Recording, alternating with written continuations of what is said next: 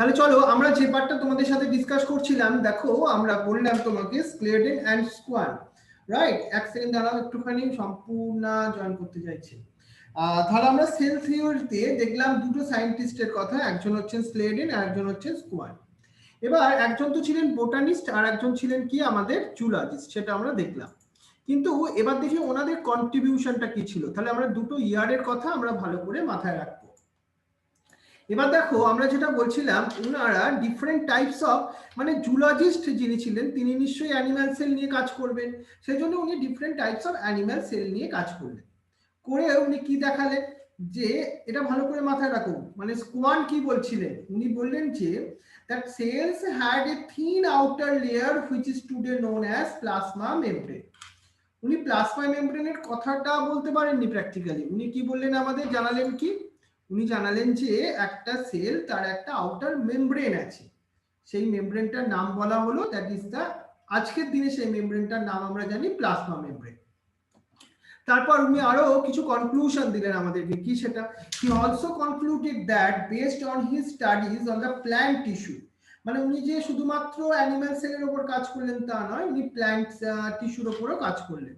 করে উনি কি জানালেন আমাদেরকে, দেখো উনি আমাদেরকে জানালেন যে প্ল্যান্ট টিস্যু মানে অনেকগুলো সেল দিয়ে তৈরি, যেটা তারও কিছু ইনফরমেশন আমাদের দিলেন। উনি দিলেন আরেকটা information, that the presence of cell wall is a unique character of the plant sell. তাহলে প্ল্যান্ট সেল, তাদের আমরা একটা যদি স্ট্রাকচার দেখি, ওদের আউটার লেয়ারে কি থাকে, ওদের কিন্তু সেল ওয়াল থাকে, কোষ প্রাচীর থাকে।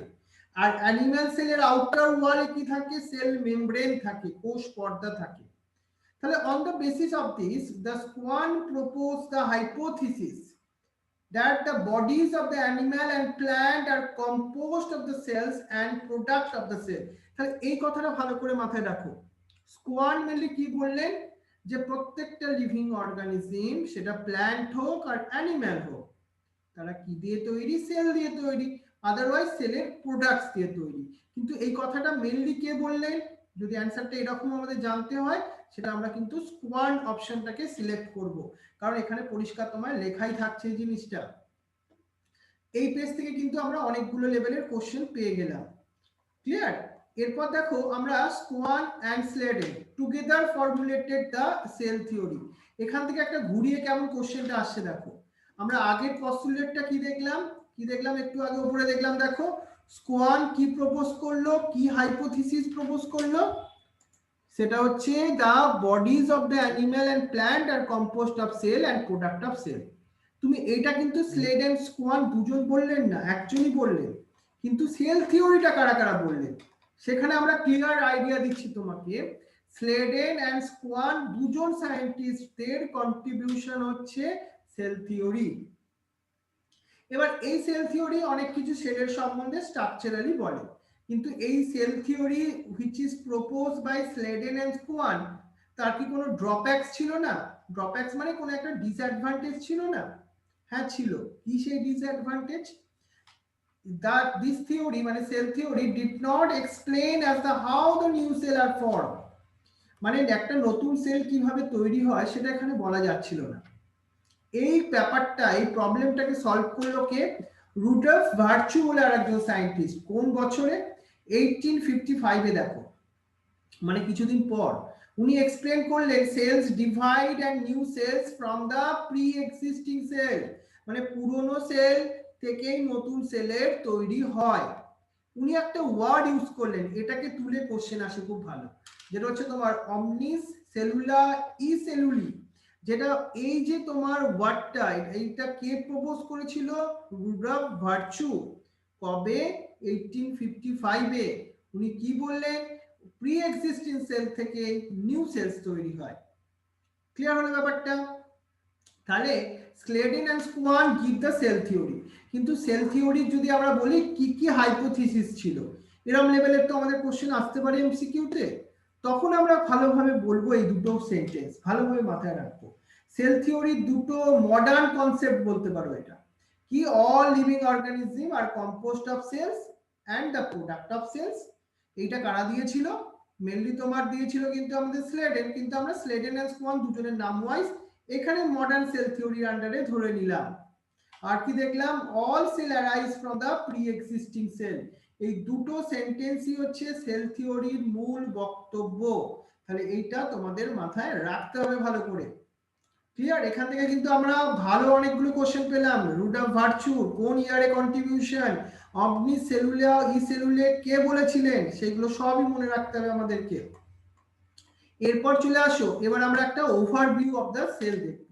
মানে সেলের একটা স্ট্রাকচারাল পয়েন্ট দেখি চলো, মানে সেলকে কেমন দেখতে, এগুলো একটুখানি তোমাদের একটু ভিজুয়ালি আইডিয়া দিই, তাহলে তোমার একটু ভাব পড়তে ভালো লাগবে। দাঁড়াও একটা ভিজুয়ালি দেখাই একটু।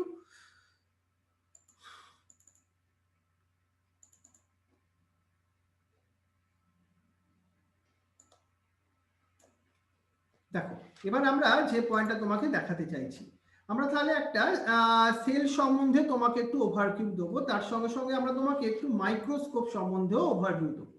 মানে এখন তোমাকে জাস্ট আমি একটু ওভারভিউ দিচ্ছি, তারপর আরো ডিটেলসে দেখাবো। আমরা আগেই তোমাকে বলছিলাম মাইক্রোস্কোপ ছাড়া তো সেলকে দেখা যাবে না, তার জন্য যে কোনো টাইপের মাইক্রোস্কোপ দরকার। কিন্তু একটা এক্সটার্নাল স্ট্রাকচার দেখতে গেলে আমাদের সিম্পল মাইক্রোস্কোপ, লাইট মাইক্রোস্কোপ হলেই চলবে। কিন্তু ইন্টারনাল স্ট্রাকচার জানতে গেলে আমাদের ইলেকট্রন মাইক্রোস্কোপের প্রয়োজন আছে। এবার আমরা একটা সেলকে দেখতে চাইছি, কি ধরনের সেল সেটা, সেটা হতে পারে প্ল্যান্ট সেল বা অ্যানিম্যাল সেল হতে পারে। চলো আমরা একটা মাইক্রোস্কোপ দেখছি এখন। মাইক্রোস্কোপ মানে এটা হচ্ছে একটা কম্পাউন্ড মাইক্রোস্কোপ, যার মধ্যে অনেকগুলো লেন্স আছে। তোমাকে একটা অ্যানিম্যাল সেলই প্রথম দেখাবার চেষ্টা করি, যেটা চিক সেল আমরা বলছি, এই যে মুখের এখানে যেখানে মাউথ ক্যাভিটি থেকে চিক সেল নেওয়া যায়, সেটাকে একটু রং করতে হয়, যেটাকে মিথিলিন ব্লু দিয়ে আমরা স্টেনিং করলাম, তারপর আমরা মাইক্রোস্কোপের তলায় দেখছি। দেখো মাইক্রোস্কোপের তলায় দেখলে এখানে কিন্তু আমরা ইন্টারনাল স্ট্রাকচার দেখতে পাবো না, আমরা এখানে কি দেখতে পাবো, তাহলে একটা সেলের এক্সটার্নাল স্ট্রাকচার দেখতে পাবো, মানে সেলের স্ট্রাকচারাল ফরম্যাটটা কি সেটা। কিন্তু ইলেকট্রন মাইক্রোস্কোপে আমরা কি দেখতে পাবো, সেলের ইন্টারনাল স্ট্রাকচার। দেখো এখন যে জিনিসটা তোমায় দেখাচ্ছি, এই একটা সেল, সেলের ভেতরে যে অর্গানেলস গুলো আছে, একটা অ্যানিম্যাল সেল, তার আউটার কভারিং এ কি থাকে, সেল মেমব্রেন বা কোষ পর্দা, নিউক্লিয়াস আছে। এটা তো সুগঠিত নিউক্লিয়াস, সেই জন্য এটাকে আমরা ইউক্যারিওটিক সেল বললাম। এবার তোমাকে আমি একটা প্ল্যান্ট সেল দেখাই চলো। তুমি কোনো একটা লিফ বা পাতার কোনো একটা অংশ নিলে, সেটা স্লাইডের উপর রাখলে, আবার একটা স্টেনিং রিয়েজেন্ট দিলে, মানে রং দিলে আর কি, আর কিছু না। এবার মাইক্রোস্কোপটাকে অ্যাডজাস্ট করে তুমি যদি এখন দেখতে চাও, দেখবে এর মধ্যে তুমি প্ল্যান্ট সেল দেখতে পাবে। প্ল্যান্ট সেলের স্ট্রাকচার একটু আলাদা হবে, কারণ এদের মধ্যে সেল ওয়ালের প্রেজেন্ট দেখতে পাবে। কিন্তু ইন্টারনাল স্ট্রাকচার যেটা তুমি ইলেকট্রন মাইক্রোস্কোপে দেখলে, এদের মধ্যেও নিউক্লিয়াসটা সুগঠিত দেখবো, এদের মধ্যে ক্লোরোপ্লাস্ট দেখবো, আর এদের মধ্যে যেহেতু সুগঠিত নিউক্লিয়াস আছে, সো এই যে সেল, প্ল্যান্ট সেল আর অ্যানিম্যাল সেল, এই দুটোকেই আমরা বলবো ইউক্যারিওটিক কোষ। কি ধরনের কোষ বললাম আমরা, ইউক্যারিওটিক কোষ। এটা আমাদের মাথায় রাখতে হবে। তাহলে চলো এরপরে আরেকটা জিনিস তোমায় দেখে নিই, যেটা হচ্ছে একটা সেলের শেপ কেমন হয়। আমরা ইউনিসেলুলার অর্গানিজম আর মাল্টিসেলুলার অর্গানিজমের কথা তো তোমায় বলেইছিলাম। ইউনিসেলুলার অর্গানিজম যার মধ্যে আসে আমাদের অ্যামিবা, ওদের দেখতে কেমন, ওদের মধ্যে একটা সিউডোপোডিয়া বা ক্ষণপদ আছে, যাদের নির্দিষ্ট কোনো গঠন নেই। এরা হচ্ছে একটা অ্যামিবা, যারা এককোষী ইউনিসেলুলার স্ট্রাকচার। এখন তোমাকে আমি দেখাচ্ছি সেলের শেপগুলো কত ডিফারেন্ট ডিফারেন্ট টাইপের হয়। আবার অনেক সময় কতগুলো সিঙ্গেল সেল একসঙ্গে না কলোনি করে থাকে। এটা তুমি কিছু অ্যালগি যেমন ভলভক্সের মধ্যে দেখতে পাবে, কলোনিয়াল এরম স্ট্রাকচার, মানে অনেকগুলো অ্যালগি, এককোষী অ্যালগি, তারা একসঙ্গে আছে। এগুলো সবই তো এককোষী। আর এদের সবার মধ্যে তুমি দেখতে পাবে নিউক্লিয়াস। নিউক্লিয়াস আর যদি প্ল্যান্ট সেল হয়, তাদের মধ্যে তুমি কি দেখতে পাবে, ক্লোরোপ্লাস্ট। আমরা জানি ক্লোরোপ্লাস্টের মধ্যে ক্লোরোফিল থাকে, যার জন্য কি হয়, একটা প্ল্যান্ট আলোক সংশ্লেষ করতে পারে, মানে ফটোসিনথেসিস করতে পারে। So they can prepare their own food by the process of photosynthesis. এগুলো সবই ইউনিসেলুলার অর্গানিজমের কথা। কিন্তু এবার আমি তোমাকে বহুকোষী অর্গানিজম মানে মাল্টি সেলুলার অর্গানিজম গুলোর কথা দেখাই। চলো আমরা একটা পুকুরে এসে গেছি, পুকুরে তো আমরা ডিফারেন্ট টাইপ অফ প্ল্যান্টস দেখতে পাচ্ছি। চলো এই প্ল্যান্টটাকে যদি আমরা একটু ভেতরে গিয়ে দেখি, তুমি কি দেখবে এর মধ্যে, এর মধ্যে দেখো অনেক মেনি সেলস একসঙ্গে আছে। এগুলোকে ডিফারেন্ট ডিফারেন্ট সেলসও বলি। এপিডার্মাল সেল, দেখো গার্ড সেল দেখতে পাচ্ছি, মানে প্রত্যেকটা গার্ড সেলটাকে কেমন দেখতে, একটু ডাম্বেল শেপের মতো দেখতে পাচ্ছি এখানে। বিন, কিডনির সেই বিন শেপসের মতো, তার মধ্যে যে পোর্টটা থাকে ওটাকে স্টোমাটা বলে বা পত্ররন্ধ্র বলে। ওর থ্রু দিয়েই গ্যাসিয়াস এক্সচেঞ্জ হয় এবং ট্রান্সপিরেশন বা বাষ্পমোচন হয়, ট্রান্সপিরেশন। তাহলে এখানে আমরা গাট সেলের গঠনটা কিন্তু একটু অন্য রকমের গঠন দেখলাম, অন্য রকমের শেপ দেখলাম। কিন্তু এবার তুমি যদি আমাদের নিজেদের বডির মধ্যে যাও, আমাদের হিউম্যান বডির মধ্যে গিয়ে তুমি ভেতরে গিয়ে দেখো কি দেখবে। আমাদের হিউম্যান ব্লাডের মধ্যে চলো, ব্লাডের মধ্যে যেতে গেলে আমাদের রক্তবাহ বা আর্টারি বা ভেন্সের মধ্যে যেতে হবে। আমরা আর্টারির মধ্যে গিয়ে ঢুকে পড়েছি। তুমি ওখানে তো অনেক ডিফারেন্ট টাইপ অফ সেল দেখবে, যেমন আরবিসি দেখছো, লোহিত রক্তকণিকা কেমন দেখতে, এটাকে বাইকনকেভ শেপ বলি। মাঝখান থেকে দেখো চ্যাপ্টা বা একটা স্ট্রাকচার এখানে তুমি দেখতে পাচ্ছ। কেন এই ধরনের স্ট্রাকচার? তার কারণ এদের মধ্যে নিউক্লিয়াস অ্যাবসেন্ট থাকে ম্যাচিওর স্টেজে, আর এদের মেন কাজ অক্সিজেন এবং কার্বন ডাই অক্সাইডকে ট্রান্সপোর্টেশনে সহায়তা করা। সো তাদের জন্য এই ধরনের স্ট্রাকচার। তুমি যদি ডাব্লিউবিসি দেখো, হোয়াইট ব্লাড সেলস দেখো, তাহলে ওদের গঠন কেমন দেখবে? ওদের কোনো নির্দিষ্ট গঠন নেই। তাই কেন নেই? কারণ ওরা না এমন, ওদের কাজ হচ্ছে প্রোটেকশনে ইনভলভ করা, মানে প্রত্যেকটা কাজের জন্য প্রত্যেকটা সেলের স্ট্রাকচার ডিফারেন্ট ডিফারেন্ট, তাদের আমরা সেট দেখতে পাচ্ছি। এই এদের স্ট্রাকচার গুলোও না ডিফারেন্ট ডিফারেন্ট। আমাদের যেমন হিউম্যান ব্রেন সেলের মধ্যে কি আছে? নিউরন আছে না? নিউরনটাকে আমরা কি বলি? Structural and functional unit of the nervous system. ওর কাজটা কি? ও নার্ভ ইম্পালসকে ট্রান্সমিশন করা, সেই জন্যই তার এই ধরনের গঠন। তাহলে আমরা কি বুঝতে পারছি? এগুলো সবই কিন্তু কোষ, সবই কিন্তু সেল, কিন্তু ওদের ফাংশন যেহেতু ডিফারেন্ট ডিফারেন্ট, তাই ওদের কিন্তু স্ট্রাকচারটাও ডিফারেন্ট ডিফারেন্ট হয়েছে। বোঝা গেছে ব্যাপারটা? এই হচ্ছে একটা আমরা ওভারভিউ এন্ড শেপ দেখে নিলাম ডিফারেন্ট তোমার স্ট্রাকচারগুলোর মধ্যে। এবার তুমি দেখবে আমরা তো ইউনিসেলুলার মাল্টিসেলুলার স্ট্রাকচারও দেখলাম, এরা এককোষী আর বহুকোষী এই ধরনের স্ট্রাকচার। এরপর তোমাকে যদি আমি একটা ওভারভিউ দেখাবার চেষ্টা করি ডিটেলসে, চলো আমি তোমাকে প্রথম অ্যানিম্যাল সেল দিয়ে দেখাই। অ্যানিম্যাল সেলের মধ্যে কোন কোন স্ট্রাকচারাল কম্পোনেন্টস গুলো আছে, কি কি আছে আমাদের অ্যানিম্যাল সেলের মধ্যে। অ্যানিম্যাল সেলের মধ্যে তুমি যদি দেখো, আমরা তো আগেই বলেছি cell is the structural and functional unit of the living things. এবার সেলের মধ্যে অ্যানিমাল সেল বলছি, কিন্তু এর মধ্যে তিনটে পার্ট আছে। একটা তার আউটার মেমব্রেন থাকে, যেটাকে আমরা সেল মেমব্রেন বলি। কি বলবো আমরা? সেল মেমব্রেন বা কোষ পর্দা। সেটা কি দিয়ে তৈরি জানো? আমরা পরের ক্লাসগুলোতে ডিটেলসে বলবো সেগুলোকে। এটা ফসফোলিপিডস দিয়ে তৈরি। এর মধ্যে কিছু প্রোটিন থাকে যেটা ইন্টিগ্রেটেড কন্ডিশনে। এর কাজ কি? সেলের মধ্যে কোন জিনিসটা ঢুকবে বা সেল থেকে কোন জিনিসটা বাইরে বেরিয়ে যাবে সেটাকে কন্ট্রোল করা। সেলের মধ্যে যে লিকুইড পার্টটা আছে ওটাকে কি বলবো? সাইটোপ্লাজম বলছি। সাইটোপ্লাজমের মধ্যেই আছে ডিফারেন্ট সেল অর্গানেলস, মানে কোষ অঙ্গাণুগুলো, যেমন মাইটোকন্ড্রিয়া, গলগি বডিজ, এই সবগুলো। আর সেলের মধ্যে সবথেকে একদম গুরুত্বপূর্ণ একটা অংশ, দ্যাট ইজ দ্য নিউক্লিয়াস। এটাকে বলতে পারো সেলের একটা কন্ট্রোল ইউনিট, যেখান থেকে সেল তার বিভিন্ন কার্যগুলোকে কন্ট্রোল করতে পারে। রাইট? এই হচ্ছে সেই নিউক্লিয়াস। আর নিউক্লিয়াসের মধ্যে কি আছে তোমরা তো জানোই অলরেডি, এর মধ্যে ক্রোমোজোম আছে। আর আমাদের ক্রোমোজোম কি দিয়ে তৈরি? ক্রোমোজোম ডিএনএ দিয়ে তৈরি, তাই না? এগুলো তোমরা পড়েছো। আর তার পাশে ওরকম একটা পিপে লাইক স্ট্রাকচার দেখছো, ওগুলোকে সেন্ট্রিওল বলে। সেন্ট্রিওল অ্যানিমাল সেলে প্রেজেন্ট থাকে এবং ওরা কোষ বিভাজনে সহায়তা করে। এই দেখো আমরা নিউক্লিয়াসের ভেতরে ঢুকে পড়েছি এখন। ওর মধ্যে তোমার প্রত্যেকটা সেলের মধ্যে কিন্তু এই স্ট্রাকচার আছে, জানো তো? এই যে ক্রোমোজোম, এটা কি দিয়ে তৈরি? এটা ডিএনএ দিয়ে তৈরি। ডিএনএ মানে ডিঅক্সিরাইবো নিউক্লিক অ্যাসিড, এটা দিয়েই আমাদের ক্রোমোজোম তৈরি।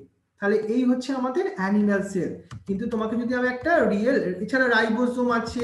রাইবোজোমের কাজ কি? প্রোটিন সিনথেসিসে হেল্প করা। দেখতে পাচ্ছ একটা কিরকম ছোট্ট অর্গানেলস দেখতে পাচ্ছ, রাইবোজোম, তার ফাংশন প্রোটিন সিনথেসিসে হেল্প করা। এই দেখো একটা নিউক্লিয়াসের ওপর কেমন একটা মেমব্রেনের মতো অংশ দেখতে পাচ্ছ না, অনেকগুলো সেই ফোল্ডেড ব্যাগের মতো স্ট্রাকচার, এটাকে বলে ইআর বা এন্ডোপ্লাজমিক রেটিকুলাম। এখান থেকে প্রোটিন তৈরি হয় সেলের মধ্যে, সেটা রাইবোজোম সহায়তাতেই হয়। তাহলে ইআর মানে এন্ডোপ্লাজমিক রেটিকুলাম। বা যে প্রোটিনটা তৈরি হয় সেটাকে সিক্রেশন করা বা ক্ষরণে সহায়তা করে কে? Golgi bodies. এই যে গলগি বডিজ, সেটা একটা ফ্ল্যাট ধরনের স্ট্রাকচার।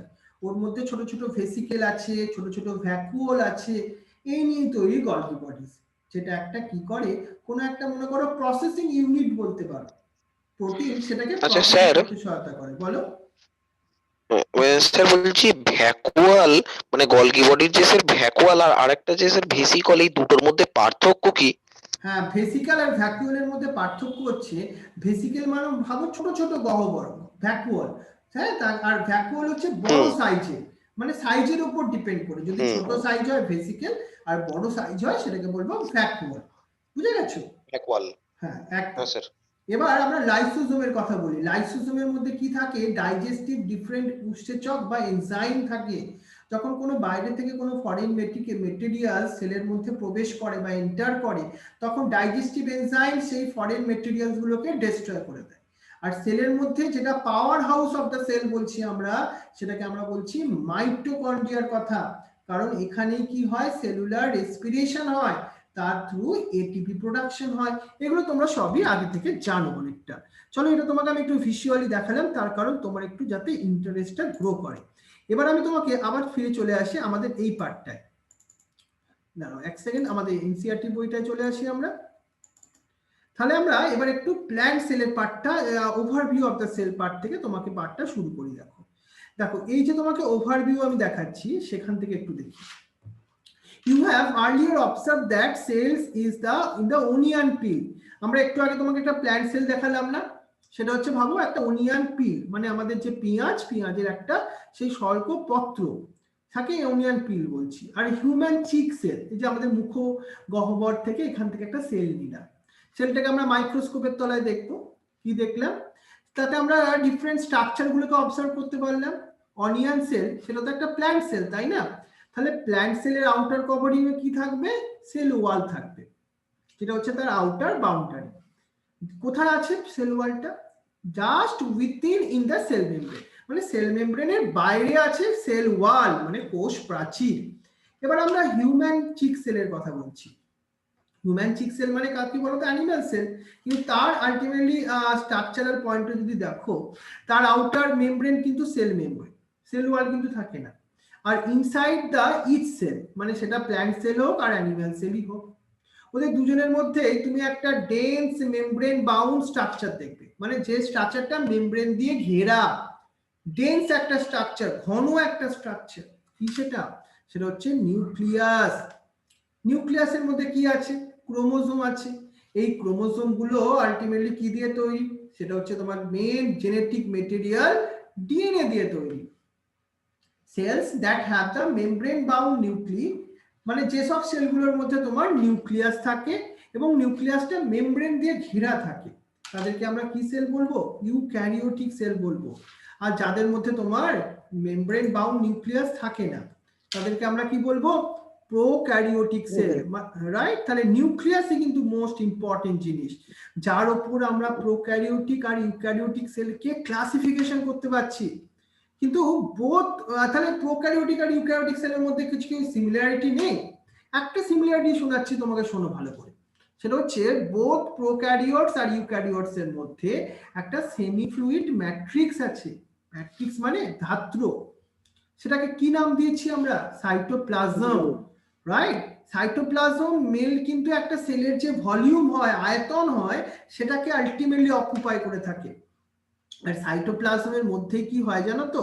সাইটোপ্লাজমের মধ্যে হয় মেন এরিনা। এরিনা মানে মেন এরিয়া, আর কিছু নয়। মেন এরিয়া যেখানে সেলুলার অ্যাক্টিভিটিস গুলো হয়, মানে মেটাবলিজম গুলো হয়, বোথ প্ল্যান্ট আর অ্যানিমাল সেলের মধ্যে। আর মাথায় রাখো, এই সাইটোপ্লাজমের মধ্যে এইসব কেমিক্যাল রিয়াকশন গুলো হয়, তো এর জন্য ওই একটা সেল কিন্তু লিভিং স্টেটে থাকতে পারে, নাহলে সে লিভিং স্টেটে থাকতেই পারবে না। এটা মেন ইম্পর্টেন্ট। তাহলে চলো এবার আমরা পরের পেজটায় যাই। বিসাইড দ্য নিউক্লিয়াস, শুধু এবার নিউক্লিয়াস ছাড়া কি আছে? ইউক্যারিওটিক সেল, চলো দেখি আর কি আছে। Have other membrane bound organelles, মানে আদার মেমব্রেন দিয়ে ঘেরা কিছু অর্গানেলস আছে। এইটা এমসিকিউ হিট করছে। কি? মেমব্রেন বাউন্ড অর্গানেলস এর নাম কি কি সেইগুলো? এক নম্বর এলো endoplasmic reticulum, Golgi complex, lysosome, mitochondria, microbodies, vacuoles, এইগুলো। কিন্তু প্রোক্যারিওটিক সেল যেখানে আমি বলছিলাম, তাদের মধ্যে কিন্তু এই ধরনের মেমব্রেন বাউন্ড অর্গানেলস বা কোষ অঙ্গাণু থাকে না। তাহলে কি আছে, একটা কিছু তো আছে রে বাবা প্রোক্যারিওটিক সেলের মধ্যে, আছে রাইবোজোম আছে, কিন্তু রাইবোজোম নন মেমব্রেন বাউন্ড, মানে যেটা মেমব্রেন দিয়ে ঘেরা নয়। এইখানটা হিট করো, এইখানটা আমার এমসিকিউটাকে হিট করে, যেটা হচ্ছে কোনটা মেমব্রেন বাউন্ড কোনটা মেমব্রেন বাউন্ড অর্গানেলস নয়, এটাকে খাতায় নোট করবে কিন্তু। তাহলে রাইবোসোম কিন্তু বাবা দুটো সেলেই প্রেজেন্ট থাকে, প্রোক্যারিওটিকেও প্রেজেন্ট থাকে, ইউক্যারিওটিকেও প্রেজেন্ট থাকে, হয়তো গঠনটা আলাদা, এক প্রোক্যারিওটিকে 7ts আর ইউক্যারিওটিকে 8ts, but within the cell ribosome found not only in the cytoplasm. Ribosome একটা সেলের কোথায় থাকে, এটা আমাদের এখন কোশ্চেন। রাইবোসোম বলছে within the cell ribosome are found, শুধুমাত্র সাইটোপ্লাজমে নয়। তাহলে সাইটোপ্লাজম ছাড়া তুমি রাইবোসোমকে আর কোথায় খুঁজে পাবে, আর কোথায় খুঁজে পাওয়া যাবে, within the two organelles, chloroplast আর একটা হচ্ছে mitochondria on and on the rough endoplasmic reticulum. এইখানটা একটা স্টার্ট দিয়ে রাখো, এইটা আমাদের আরেকটা সেকেন্ড ভেরি গুড এমসিকিউ কে হিট করলো। কি সেটা, রাইবোসোম কোথায় কোথায় প্রেজেন্ট থাকে, সাইটোপ্লাজম, সেকেন্ড ক্লোরোপ্লাস্ট প্ল্যান্টের ক্ষেত্রে, অ্যানিমালসের ক্ষেত্রে ক্লোরোপ্লাস্ট থাকে না, মাইটোকন্ড্রিয়া, রাফ এন্ডোপ্লাজমিক রেটিকুলাম, এখানে তুমি রাইবোসোমের সন্ধান বা প্রেজেন্স দেখতে পাবে। এটা কিন্তু একটা খুব ভালো কোশ্চেন, কিন্তু তোমাকে আমি ক্লিয়ার বলে রাখলাম এখানটা। সো অ্যানিমাল সেলস কন্টেন আদার নন মেমব্রেন বাউন্ড অর্গানেলস, মানে মেমব্রেন ছাড়াও কিছু অর্গানেলস আছে যেগুলো মেমব্রেন দিয়ে ঘেরা নয়। যেমন একটা এক্সাম্পল কি সেটা, মেমব্রেন বিহীন মানে মেমব্রেন ছাড়া একটা অর্গানেলস, তাকে আমরা সেন্ট্রোজোম বলছি। আমরা কিন্তু এখন অ্যানিমাল সেলের কথা বললাম, তাহলে অ্যানিমাল সেলের মধ্যে সেন্ট্রোজোম থাকে, সেটা মেমব্রেন দিয়ে ঘেরা নয়, তাই সেটাকে নন মেমব্রেনাস বললাম। কি কাজ করে সেন্ট্রোজোম, সেন্ট্রোজোমের ফাংশন ওরা সেল ডিভিশনে হেল্প করে। এর বাইরে কোনো কোশ্চেন আসবে না এর প্যারাগ্রাফ থেকে, 100% গ্যারান্টি। এবার চলে আসি আমরা, cells differ greatly their size. এখানটা আমার একদম ভেরি ভেরি ইম্পর্টেন্ট, কতগুলো কোশ্চেন আসবে দেখো এখান থেকে। তাদের শেপ, অ্যাক্টিভিটি সবকিছু সেল ডিফার করে, different different type of cell থাকে বলে। যেমন আমরা দেখি, আমরা কয়েকটা সেলের নাম বলছি শোনো, মাইকোপ্লাজমা, সেটা সব থেকে স্মলেস্ট সেল, মানে বুঝতেই পারছো এমসিকিউটা কি আসছে, স্মলেস্ট সেল, তার এক্সাম্পল দিচ্ছে। এবার তার লেন্থটা কত, যেটা হচ্ছে 0.3 মাইক্রোমিটার, এটা আমরা কার লেন্থ বললাম, মাইকোপ্লাজমার লেন্থ বললাম। এবার আমরা ব্যাকটেরিয়ার লেন্থ বলি শোনো, সেটা হচ্ছে 3 to 5 মাইক্রোমিটার।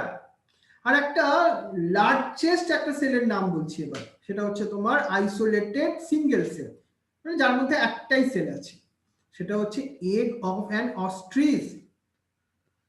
আর আমাদের মধ্যে আমরা মাল্টিসেলুলার অর্গানিজম, আমাদের যে রেড ব্লাড সেল আছে তার ডায়ামিটারটা কত, এটা আমাদের মনে রাখতে হবে। হিউম্যান রেড ব্লাড সেলস, তার ডায়ামিটার 7.0 মাইক্রোমিটার ইন ডায়ামিটার। আর একটা ভেরি ইম্পর্টেন্ট, নার্ভ সেল, এটা হচ্ছে সবথেকে longest cell in the human body, মাথায় রাখো এটা। মানে বুঝতে পারছো এখান থেকে আমি কতগুলো সিওর শর্ট এমসিকিউ আসছে, কিন্তু এখান থেকে একদম ভেরি ভেরি কনসেন্ট্রেট করতে হবে এখানটা। Cells also vary greatly in their shape, শুধুমাত্র তাদের সাইজ নয়, তাদের দেখতে কেমন, শেপটা কেমন সেটাও ভ্যারি করছে। যেমন কিছু আছে ডিস্ক লাইক, কিছু আছে পলিগোনাল, কিছু আছে কলামিনার, কিছু আছে কিউব লাইক স্ট্রাকচার, কেউ আছে থ্রেড লাইক মানে দড়ির মতো, সুতোর মতো, কেউ আছে আবার কোনো ইররেগুলার, কোনো শেপই নেই। যেমন আমাদের হিউম্যান বডিতে আমি তো দেখালাম তোমাকে WBC, irregular shape, right? So the shape of the cell may vary within the function they perform. আমি একটু আগেও তোমাকে বলে দিলাম, একটা সেলের ফাংশন আলটিমেটলি কেন ভ্যারি করে, সেলের ফাংশনের সঙ্গে সেলের তাদের শেপ কিন্তু একদম খুব ভালোভাবে রিলেটেড। বিভিন্ন সেলের ফাংশন আলাদা, তার শেপ তার জন্য রেসপন্সিবল, কিন্তু এটা মাথায় রাখতে হবে আমাদের। এবার দেখো আমার তাহলে এখান থেকে অনেকগুলো সিওর শর্ট কোশ্চেন এলো। এবার তোমাকে এনসিইআরটির মধ্যে একটা ছবি আছে, কোনটা আমি কি ছবি বলছি সেটা কিন্তু একটু মাথায় রাখতে হবে আমাদের, কোনটা কোন ছবি বলছি। Red blood sales, W blood white blood cells, দেখো কলামিনার এপিথেলিয়াম, রাইট, এইগুলো অনেকগুলোই আমরা কিন্তু বললাম, রাইট। দাঁড়াও একটুখানি আবার দেখে নি, তাহলে তোমরা সবাই বাবা একটু মিউট করে রাখো, একজন দুজনের মিউট নেই মনে হচ্ছে তোমাদের। তাহলে এছাড়াও আমরা একটুখানি দেখে নি। Hello sir. হ্যাঁ একটু মিউট করে রাখো বাবা, তারপর শুনছি আমি। এই দেখো নার্ভ সেল, কোনটা কোন সেল দেখাচ্ছি, একটা ট্র্যাকিডস এর ছবি দেখছি আমরা, এই দেখো মেসোফিল সেলের কথা বলছি আমরা, রাউন্ড বা ওভাল শেপ দেখতে পাচ্ছি। এই প্রত্যেকটা আমাদের ছবি কিন্তু আমাদের মাথায় রাখতে হবে। ক্লিয়ার কোনটা কি? এবার আমরা একটু প্রোক্যারিওটিক সেল সম্বন্ধে একটুখানি ডিসকাস করব। দেখো প্রোক্যারিওটিক সেল মানে আমরা কাকে বলছি, আমরা এই যে প্রোক্যারিওটিক সেল তাদের সব থেকে গুড মেম্বার হচ্ছে ব্যাকটেরিয়ারা। এটা ছাড়া কারা কারা আছে, ব্লু গ্রিন অ্যালগি আছে, মাইক্রোপ্লাজমা আছে, পিপিএলও আছে। পিপিএলও এর ফুল ফর্মটা কি, এটা দিয়ে আমাদের আরেকটা ভেরি ইম্পর্টেন্ট কোশ্চেন, যার নাম হচ্ছে প্লিউরোনিমোনিয়া লাইক অর্গানিজম। এটা একটা মাইক্রোপ্লাজমার মধ্যেই আসে, কিন্তু এদের নাম যাদের বললাম এরা সবাই কিন্তু প্রোক্যারিওটিক সেল আছে। এইটা আবার একটা হিট করলো আমাদের এমসিকিউতে, বুঝতে পারছো? এবার আমরা যদি প্রোক্যারিওটিক সেলের কিছু ইউনিক ফিচার্স দেখার চেষ্টা করি, কি দেখবো? দে জেনারেলি, স্যার একটা কোশ্চেন আছে। ওকে বলো বলো। হ্যাঁ, যে পিপিএল এর যে ফুল ফর্মটা বলছে যে প্লিউরোনিউমোনিয়া লাইক অর্গানিজমস, তাহলে স্যার এইটার ক্ষেত্রে উদাহরণ কি হবে পিপিএল এর? না, এই প্লিউরোনিমোনিয়া লাইক অর্গানিজম, এটার জন্য দেখো একটা এমএলও এই ধরনের এক্সাম্পল হয়, কিন্তু আমরা এটা বলবো কি বলতো, প্লিউরোনিমোনিয়া লাইক অর্গানিজম এর যে মেন গ্রুপটা সেটা হচ্ছে মাইক্রোপ্লাজমা, বুঝতে পারছো? মাইক্রোপ্লাজমার মধ্যে আচ্ছা, এরা আচ্ছা। পড়ে। They are ঠিক greatly, আছে। okay, thank you. They are ultimately generally smaller. তাহলে প্রোক্যারিওটিক সেল আমরা কম্পেয়ার করলে ইউক্যারিওটিক সেলের সঙ্গে কি দেখবো, এটা স্মলার হয়। আর কি এদের এক্সট্রা কোয়ালিটি আছে, মানে এটা আবার সেকেন্ড হিট করছে একটা এমসিকিউ, খেয়াল রাখো। মানে প্রোক্যারিওটিক সেলের কিছু ক্যারেক্টারিস্টিক ফিচার্স, যেটা মানে কম্পেয়ার করে নিচ্ছি আমরা ইউক্যারিওটিক সেলের সঙ্গে। এরা মাল্টিপ্লাই করে মোর র্যাপিডলি, যদি আমরা ইউক্যারিওটিক সেলের সঙ্গে কম্পেয়ার করি এটা। They may vary greatly in the shape and size. মানে তিনটে আমরা দেখলাম যেখানে প্রোক্যারিওটিক সেল অনেক বেশি ডিফার করলো ইউক্যারিওটিকের সঙ্গে। এবার আমরা ব্যাকটেরিয়ার যখন স্ট্রাকচার দেখেছিলাম ইন দ্য বায়োলজিক্যাল ক্লাসিফিকেশন, সেখানে দেখেছিলাম ব্যাকটেরিয়াকে ক্লাসিফিকেশন করেছিলাম ইন দেয়ার শেপের ওপর, লাইক ব্যাসিলাস, যে কাদেরকে ব্যাসিলাস বলেছিলাম সেটা হচ্ছে রট লাইক, কক্কাস যাদের স্পেরিক্যাল, ভিব্রিও যাদের কমা লাইক ব্যাকটেরিয়া, যাদের স্পাইরেলিয়াম এরকম স্পাইরাল শেপের কিছু তোমার ব্যাকটেরিয়ার কথা বলেছিলাম। এবার দেখো আমরা যদি অর্গানাইজেশন দেখি প্রোক্যারিওটিক সেলের মধ্যে, fundamentally they are very similar, even through the prokaryote exhibit very widely variety shape and function. যদি প্রত্যেকটা তুমি প্রোক্যারিওটিক কোষ দেখো বা সেল দেখো, এদের মধ্যে সিমিলারিটি তো পাবেই তুমি, কিন্তু এদের মধ্যে সবথেকে দেখবে এদের ফাংশন গুলো অনেকটা ভ্যারি করবে। কিন্তু যেমন আমি তোমাকে দেখাই, অল প্রোক্যারিওটস তাদের স্ট্রাকচার কি, prokaryotes have a cell wall, মানে প্রত্যেকটা প্রোক্যারিওটস এর একটা সেল ওয়াল আছে। কাকে কাকে কভার করে, সেটা হচ্ছে সেল মেমব্রেন কে কভার করে, এক্সেপ্ট মাইক্রোপ্লাজমা, মানে মাইক্রোপ্লাজমার কোনো সেল ওয়াল নেই। আবার বলছি, মাইক্রোপ্লাজমার কোনো সেল ওয়াল নেই। এটা একদম ভালো সিওর শর্ট কোশ্চেন এলো একটা। দ্য ফ্লুইড ম্যাট্রিক্স যেটা সেলের মধ্যে থাকে সেটাকে কি বলবো আমরা, সাইটোপ্লাজম। প্রোক্যারিওটিক সেলে কোনো নো ওয়েল ডিফাইন্ড নিউক্লিয়াস, কোনো নিউক্লিয়াস, সুগঠিত নিউক্লিয়াস নেই এদের মধ্যে। জেনেটিক মেটেরিয়ালটা কি আছে, বেসিক্যালি ন্যাকেড। ন্যাকেড মানে কি, মেমব্রেন দিয়ে কভার করা হয়। তাহলে so they are not covered by the nuclear membrane, right, নগ্ন। In addition to genomic DNA, এটা ভেরি ইম্পর্টেন্ট। যদি তুমি একটা ব্যাকটেরিয়ার স্ট্রাকচার দেখো, এই হচ্ছে ব্যাকটেরিয়ার মেন নিউক্লিয়েড, যেটা হচ্ছে মেন ক্রোমোজোম। এটা ছাড়াও একটা এক্সট্রা ক্রোমোজোমাল ডিএনএ থাকে, তাকে আমরা কি বলছি, তাকে আমরা প্লাজমিড বলছি। মানে it is the extra chromosomal DNA. মানে বুঝতেই পারছো এটা মেন ক্রোমোজোমাল ডিএনএ থেকে একটু ছোট হবে। আর এই প্লাজমিড ডিএনএ কিন্তু অনেক ইউনিক কিছু ক্যারেক্টারিস্টিক ফিচার্স এর জন্য বা ফেনোটাইপিক ক্যারেক্টারের জন্য রেসপন্সিবল। তুমি বলবে স্যার কি রকম ক্যারেক্টার একটু বলুন দেখি। আমরা ইজি বলছি একটা ক্যারেক্টার যেটা প্লাজমিডের জন্য একটা ব্যাকটেরিয়া পায়, যেমন একটা অ্যান্টিবায়োটিক রেজিস্ট্যান্সের যে ক্ষমতা সেটা প্লাজমিডের মধ্যে জিন প্রেজেন্ট থাকে।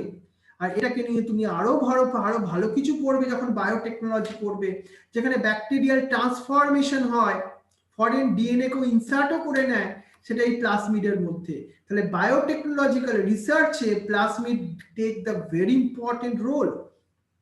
So nuclear membrane is found in eukaryotes, মানে নিউক্লিয়াসকে ঘিরে এই যে পর্দা সেটা তুমি কোথায় দেখবে, সেটা তোমার দেখতে পাবে ইউক্যারিওটিক কোষের মধ্যে।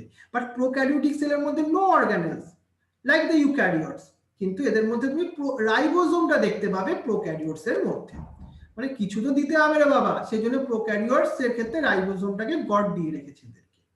আর কি, prokaryotes have something unique in the form of inclusion. Inclusion মানে কি বলতো, একটা সেলের মধ্যে না কিছু কিছু সাবস্টেন্স ওরা জমা রাখে, মানে ডেড সাবস্টেন্স ধরে নাও, হ্যাঁ, সেইগুলো কিন্তু আমাদের প্রোক্যারিওটিকের ক্ষেত্রে একটা খুব ইউনিক, মানে খুব গুরুত্বপূর্ণ বৈশিষ্ট্য। মানে a specialized differentiated form of cell membrane.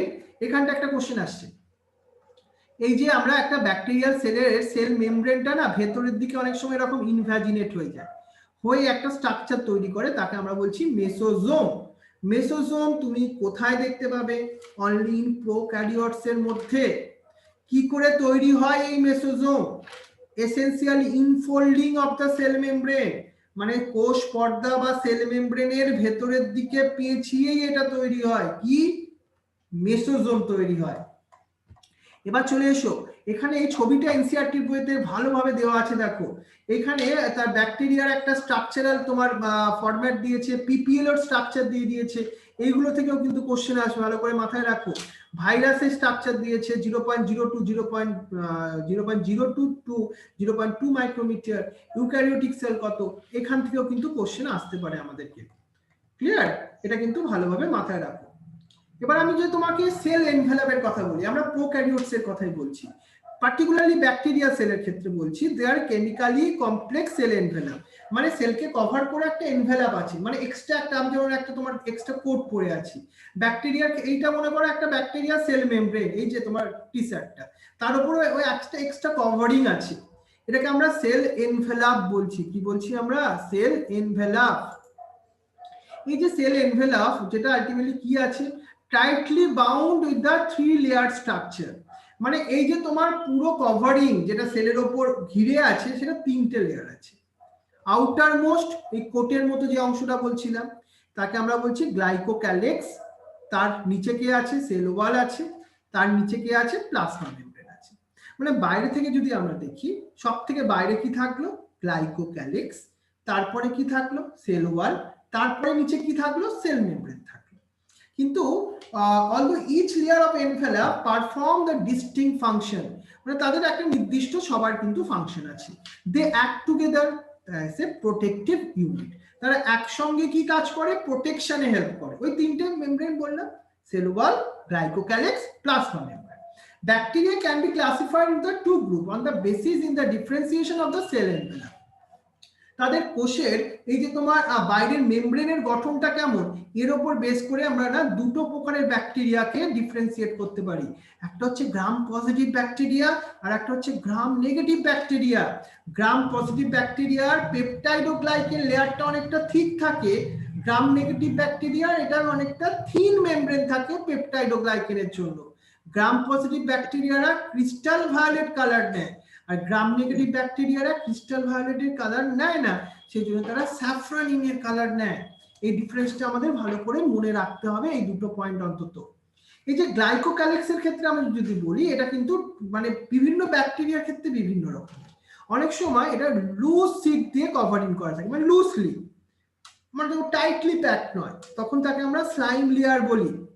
আবার অন্য কিছু কিছু ব্যাকটেরিয়ার ক্ষেত্রে ওই যে গ্লাইকোক্যালিক্সটাই এটা খুব থিক হয় আর টাফ হয়, খুব শক্ত, থিক, মোটা, তখন তাদেরকে আমরা কি বলছি? ক্যাপসুল বলছি। কি বললাম? ক্যাপসুল। ক্লিয়ার ব্যাপারটা? দেখো, the cell wall determine the shape of the cell. তাহলে সেল ওয়ালের ফাংশন কি? কোষ প্রাচীরের ফাংশন, দুটো ফাংশন বলছি, একটা হচ্ছে shape of the cell, second function provide a strong structural support to prevent the bacterium from bursting or collapsing, যাতে ব্যাকটেরিয়াটা ভেঙে না যায় সেগুলোকে প্রিভেন্ট করে। এটাও কার কাজ? সেল ওয়ালের কাজ। আবার একটা সিওর শর্ট এমসিকিউ হিট করলো, যে সেল ওয়ালের ফাংশন অফ দ্য ব্যাকটেরিয়া। এবার ব্যাকটেরিয়ার নিচে কি আছে? প্লাজমা মেমব্রেন আছে। এটা কি ধরনের নেচারে?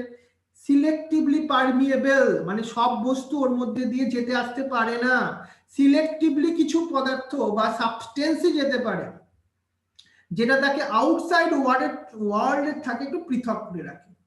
এই যে মেমব্রেন বলছি, similarly structurally to that eukaryotes, prokaryotes আর ইউক্যারিওটস এর মধ্যে সেল মেমব্রেনের স্ট্রাকচার কিন্তু তুমি একই রকমের দেখতে পাবে। আর আমরা একটু আগে কি বললাম, একটা মেমব্রেন, যে প্লাজমা মেমব্রেন তার ইনভ্যাজিনেট করে যে স্ট্রাকচার তৈরি হয়েছে তার নাম দিয়েছি আমরা মেসোজোম।